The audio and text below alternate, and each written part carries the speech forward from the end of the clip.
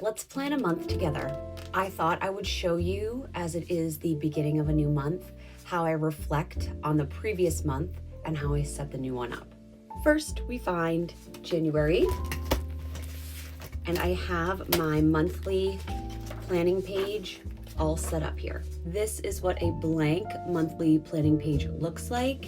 And then on the back, there is a 2-page spread of the calendar. But before I can get to planning for February, I need to do my January reflection, which looks like this. It's the month in review. So this requires that I go through my weekly goal planning and look at what did I accomplish. I look at the goals that I set at the beginning of the month and reflect on my analytics, what worked, what didn't work, and why. I also like for this top section where it asks the top 3 things, experiences, or highlights to remember from this month.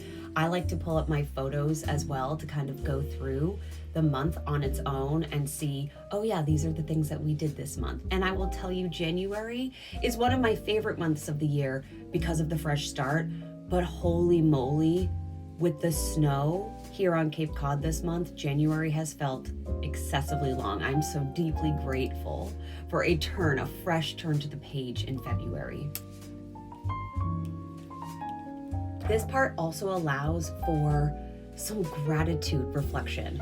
When I'm going back and thinking about my top favorite experiences or highlights from the month, I want to relive how those experiences made me feel. So I'm finding myself smiling and kind of like laughing about what we got to do this month. And I will tell you that there is a pattern here where 2 of these 3 favorite experiences happened in Boston. And I know I've been putting out a lot of content in January about our Boston days, but that's because on Cape Cod, unfortunately, in the winter time, there isn't a ton to do. It's the same indoor activities all season long. So we get really excited when new things start to open up in the spring. It feels like the Cape is coming back to life.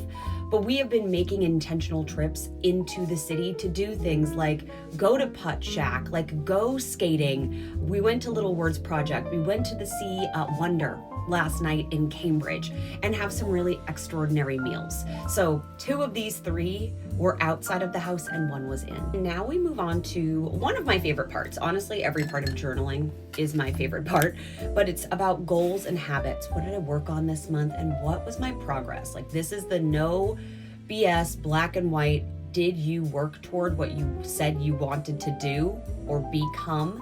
And how far did you get? The 3rd section of review is about the lessons.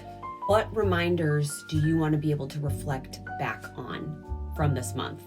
This one might take a little bit of meditation. The last check-in is what's taking up most of your headspace at this moment. What are your priorities and what do you need to let go of? Perfect timing with the full moon. And now, with our monthly reflection done, we get to set up for February. And we will be using a pink pen as it is the month of love. The first thing I'm going to do is my monthly overview. So as I am organizing this, I do color code for the month. It is also getting me excited about what's to come in February. So I put in here all of my daughter's activities, all of my coaching, which I love seeing fill up. Events that are going on locally, a trip that we have planned. Like, this just gets me excited for what's to come, and building that type of anticipatory excitement makes me feel grateful and happy.